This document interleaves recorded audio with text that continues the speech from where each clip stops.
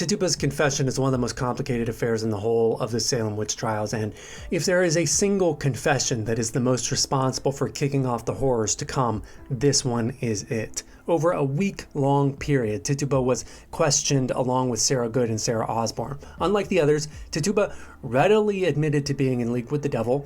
She spoke of dreams, strangers in the night, and encounters with obscured Puritans who were actually members of the devil's party. But it is in these descriptions of the Puritans that we find the ultimate brilliance of Tituba's confession, because the figures she claims to have come in contact with, both spectrally and physically, were dressed well. They were large, powerful Puritans, leaders of their community. Tracking what she's doing here, a form of rebellion begins to emerge in Tituba's confession, because yes, on the one hand, she gave Paris exactly what he asked for, but she also went much, much further. Not only were the lowly thorns in the side of the Salem village elite implicated, the seeds were sown here for more prominent members to become accused later as well. Now, this would ultimately be what caused the trials to end, someone above the power hierarchy in Salem village being implicated, but it would be months before that would happen. It's in this seeding, in my opinion, that the most honest representation of Tituba as